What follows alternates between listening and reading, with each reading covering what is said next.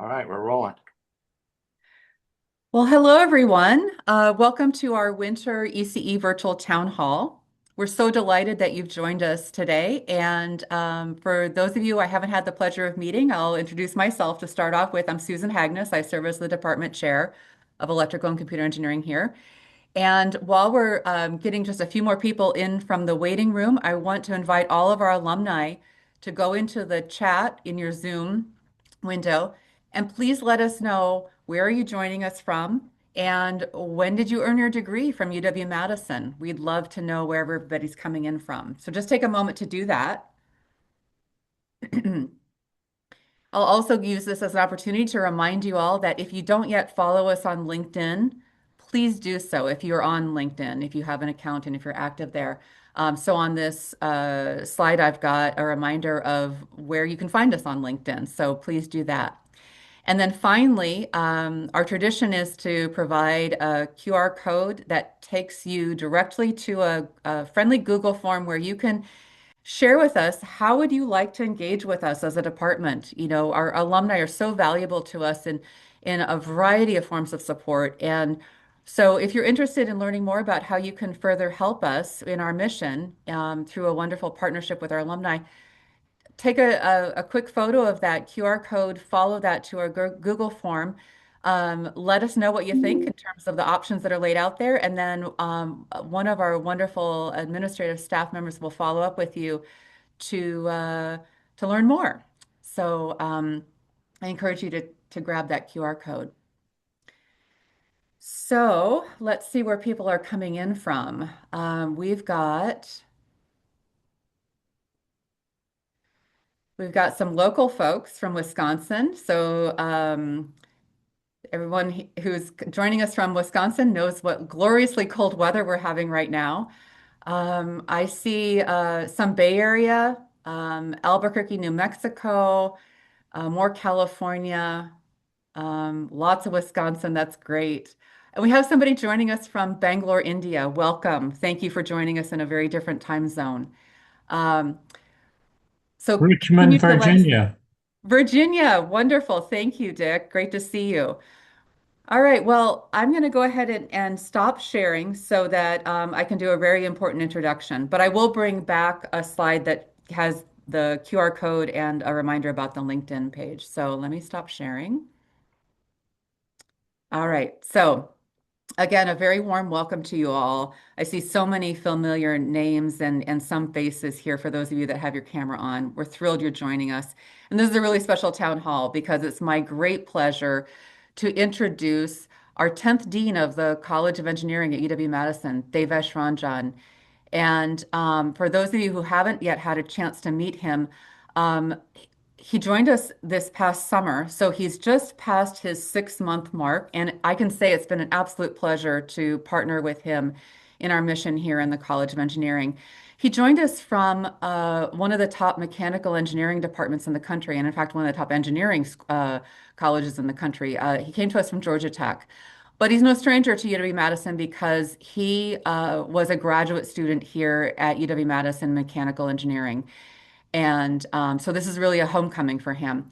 So I'm going to stop talking and introduce him and let him tell you more about himself, his vision for the College of Engineering, and then we'll engage in some Q&A. Thank you, Susan. Can everyone hear me? Yeah. And thank you everyone for joining from all across the world, looks like from Bangalore to Bay Area to Verona. That's where I live right now.